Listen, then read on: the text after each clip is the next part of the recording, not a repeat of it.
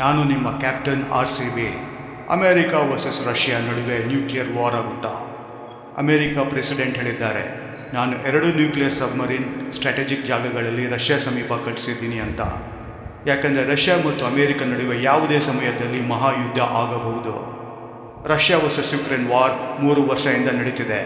War ನಿಲ್ಲುವ ಲಕ್ಷಣಗಳೇ ಕಾಣುತ್ತಿಲ್ಲ. ಇವಾಗ America president Trump full frustrate ಆಗಿ ರಷ್ಯಾಗೆ ವಾರ್ನಿಂಗ್ ಕೊಟ್ಟಿದ್ದಾರೆ. 10 ದಿನಗಳಲ್ಲಿ ವಾರ್ ಸ್ಟಾಪ್ ಆಗಿಲ್ಲ ಅಂದರೆ ರಷ್ಯಾ ಆ್ಯಂಡ್ ಇಸ್ ಫ್ರೆಂಡ್ಸ್ ಮೇಲೆ ಫೈನಾನ್ಷಿಯಲ್ ಟ್ಯಾರಿಫ್ ಅಥವಾ ಆರ್ಥಿಕ ನಿರ್ಬಂಧಗಳು ಹಾಕ್ತೀನಿ ಅಂತ. ರಷ್ಯಾ ವೈಸ್ ಪ್ರೆಸಿಡೆಂಟ್ ಇದಕ್ಕೆ ರಿಯಾಕ್ಟ್ ಮಾಡಿ ಹೇಳಿದ್ದಾರೆ, ನಾವು ಅಮೇರಿಕ ಮೇಲೆ ಡೆಡ್ ಹ್ಯಾಂಡ್ ಅಸ್ತ್ರ ಯೂಸ್ ಮಾಡ್ತೀವಿ ಅಂತ. ಸೊ ಇದೇ ಕಾರಣಕ್ಕೆ ಡೊನಾಲ್ಡ್ ಟ್ರಂಪ್ ಬಾಂಬ್ಸ್ನ UKಗೆ ಕಳಿಸಿದ್ದಾರೆ. ಆಮೇಲೆ 2 ನ್ಯೂಕ್ಲಿಯರ್ ಸಬ್ಮರೀನ್ ಸ್ಟ್ರಾಟಜಿಕ್ ಜಾಗಗಳಲ್ಲಿ ರಷ್ಯಾ ಸಮೀಪ ಕಳಿಸಿದ್ದಾರೆ. ಏನಿದು ರಷ್ಯಾ ಡೆಡ್ ಹ್ಯಾಂಡ್ ಅಸ್ತ್ರ ಅಂತ ನಿಮಗೆ ಡೌಟ್ ಇದ್ದರೆ ಕಮೆಂಟ್ ಮಾಡಿ, ಬೇರೆ ವಿಡಿಯೋದಲ್ಲಿ ಫುಲ್ ಎಕ್ಸ್ಪ್ಲೈನ್ ಮಾಡ್ತೀನಿ. ಎನಿವೇಸ್ ಫ್ರೆಂಡ್ಸ್, ಜಸ್ಟ್ ಇಮ್ಯಾಜಿನ್ ಮಾಡಿ ನ್ಯೂಕ್ಲಿಯರ್ ದುರಂತ ಹೇಗಿರಬಹುದು ಅಂತ. ಬಾಯ್ ಬಾಯ್ ಫ್ರಮ್ ಕ್ಯಾಪ್ಟನ್ RCB.